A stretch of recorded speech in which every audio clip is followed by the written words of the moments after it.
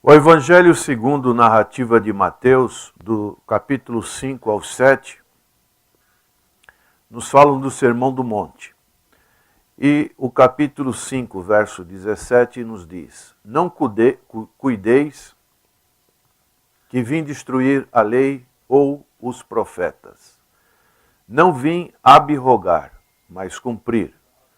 Porque em verdade vos digo que até que o céu e a terra passem, nem um jota ou um tio se omitirá da lei, sem que tudo esteja cumprido. Qualquer, pois, que violar um destes menores mandamentos, e assim ensinar aos homens, será chamado o menor no reino dos céus. Aquele, porém, que os cumprir e ensinar, será chamado grande no reino dos céus. Porque vos digo que se a vossa justiça não exceder a dos escribas e fariseus, de modo nenhum entrareis no reino dos céus. Aqui encontramos repetitivamente a palavra cumprir. O Senhor Jesus Cristo, podemos dizer e afirmar com bastante segurança, ele veio cumprir as Escrituras. Por isso, no caso Mateus, escritor, discípulo Mateus, ele fala várias vezes sobre a palavra cumprir. O Senhor, como diz o texto, não veio abrogar, não veio revogar, mas ele veio cumprir todas as profecias, a questão da sua pessoa, a questão da lei, a questão da Páscoa, a questão dos reis, dos sacerdotes, a questão do templo, tudo isso convergia para o Senhor Jesus Cristo. Por isso ele pôde dizer no início do seu ministério, em João capítulo 2, ele diz assim, no verso 18, Responderam, pois, os judeus e disseram-lhe, que sinal nos mostras para fazeres isso? Jesus respondeu e disse-lhes, derribai este templo e em 3 dias o levantarei.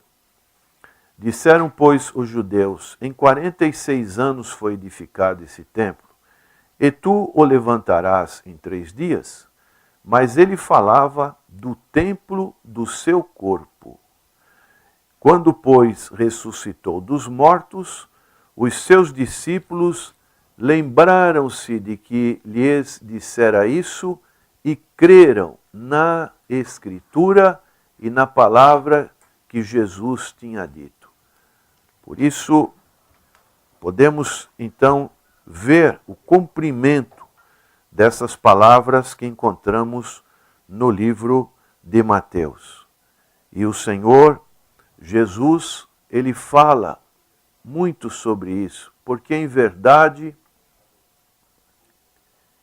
vos digo que até o céu e a terra passem, nem um jota ou um tio se omitirá da lei, sem que tudo seja cumprido. Então, todos os mandamentos, e o Senhor fala de uma grande justiça.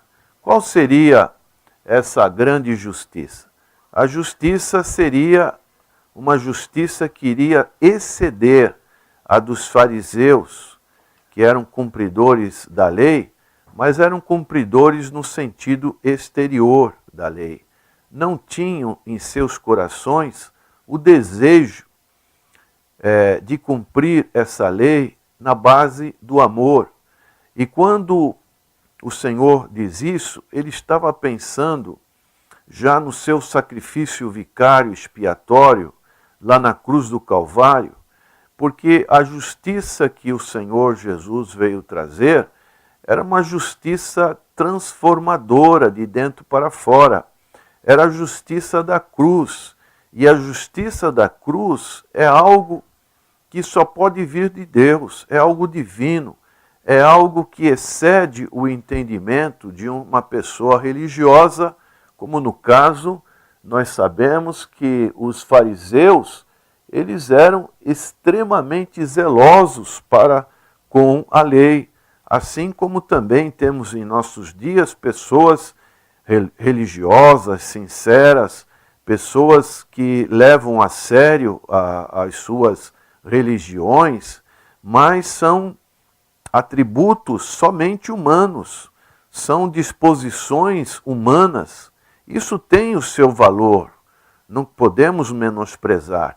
Mas o Senhor está dizendo aqui que Ele era o grande cumpridor da lei, e Ele diz então, se a vossa justiça, Ele coloca em pauta a justiça e parâmetro, a justiça dos escribas e fariseus, que eram chamados paradigmas, eram as referências, os ícones daquela época que o povo olhava para esses religiosos e o povo admirava como eles eram extremamente religiosos, cumpridores. E o Senhor está dizendo agora que teria que exceder essa justiça. Então o Senhor, Ele veio para cumprir essa justiça, para que o Antigo Testamento pudesse ter aquelas referências, aquele simbolismo, tanto a partir da criação, da aliança, do sistema sacrificial, do sacerdote, depois também do templo, depois o período dos reis. Tudo isso apontaria para o Senhor Jesus Cristo, que Ele viria cumprir. E João Batista então pôde dizer: eis o Cordeiro de Deus que tira o pecado do mundo. Então, de maneiras que entender o Antigo Testamento no Novo, ver as referências, ver o paralelismo, tudo nos leva à pessoa do Senhor Jesus Cristo, o lugar santo dos santos, o lugar da arca, o lugar aonde era aspergido na arca da aliança o sangue, os 2 querubins, o outro, o bode expiatório que era solto no deserto. Tudo isso mostrava o cumprimento da parte do Senhor Jesus Cristo no Novo Testamento. O templo de Salomão, a glória que desceu no templo, todas essas coisas estavam apontando para o cumprimento na pessoa do Senhor Jesus Cristo.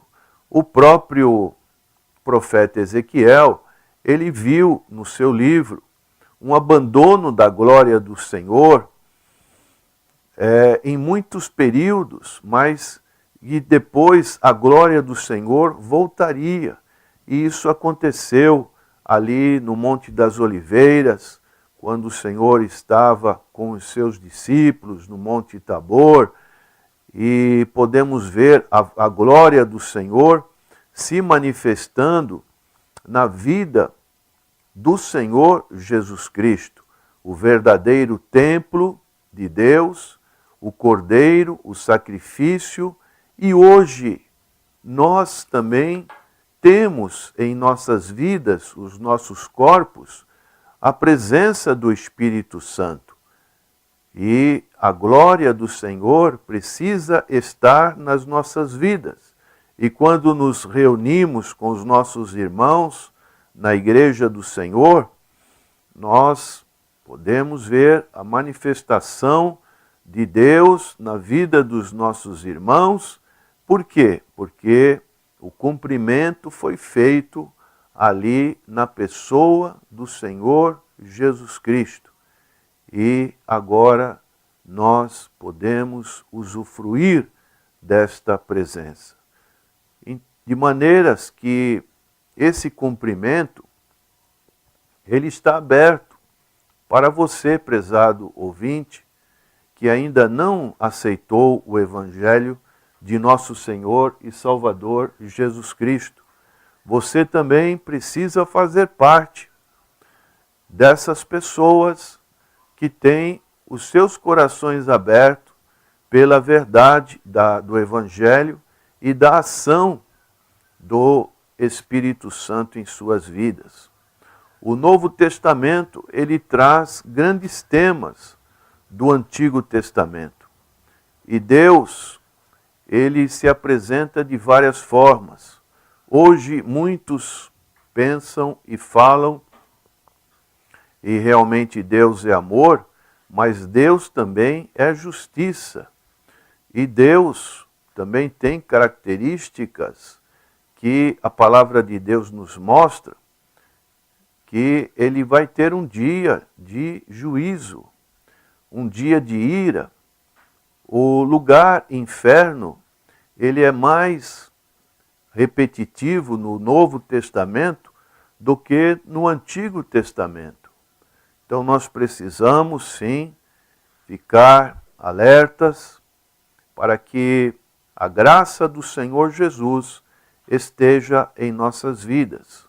Por exemplo, em Apocalipse, capítulo 14, seus versos 18 a 20, nos dá uma definição a respeito da ira de Deus, de como Deus se manifestará no futuro. E diz assim, Apocalipse 14, 18, e saiu do altar outro anjo que tinha poder sobre o fogo e clamou com grande voz ao que tinha a foice aguda, dizendo, lança a tua foice aguda e vindima os cachos da vinha da terra, porque já as suas uvas estão maduras. E o anjo meteu a sua foice à terra e vindimou as uvas da vinha da terra e lançou-as no grande lagar da ira de Deus. E o lagar foi pisado fora da cidade, e saiu sangue do lagar até os freios dos cavalos, pelo espaço de 1.600 estádios. Aqui encontramos então uma situação, uma metáfora, falando da extração dos vinhos, de como o suco de uva era conseguido pelo pisar, e isso será semelhante ao julgamento que Deus fará para as nações. A ira de Deus, diz o texto, de maneiras que precisamos da graça de Deus nas nossas vidas, da misericórdia de Deus, do perdão que só pode vir através da justiça que o Senhor Jesus conquistou lá na cruz do Calvário, quando ele veio para cumprir. E quando ele estava ali na cruz, uma das palavras que ele disse foi: tudo está cumprido. Nós agora só podemos crer, só precisamos crer, abrir o coração e entender o plano de salvação que Deus nos apresenta na pessoa bendita de nosso Senhor e Salvador Jesus Cristo. Abra o seu coração neste dia.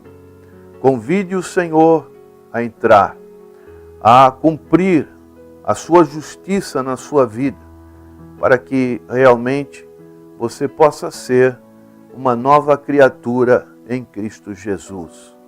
Oremos. Senhor, que o Espírito Santo esteja trabalhando nos corações, promovendo, Senhor, vida espiritual. O cumprimento das Escrituras do Antigo Testamento foram cumpridas na pessoa bendita de nosso Senhor e Salvador Jesus Cristo. Faça, Senhor, com que os nossos ouvintes estejam abrindo os corações e recebendo essa justiça. É a nossa oração em nome do Senhor Jesus. Amém.